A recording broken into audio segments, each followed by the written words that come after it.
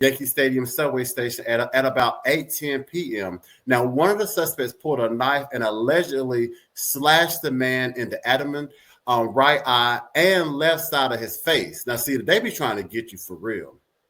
And, and and now look, I'm gonna tell you a quick story. So one time I did go to the Yankee Stadium, and I shouldn't tell this story. It's not a good story, but I one time I was at the Yankee Stadium with my family, and we was walking the game, and I remember that the cops, like the policeman, was actually they told someone that they're there to kind of protect a certain type of people.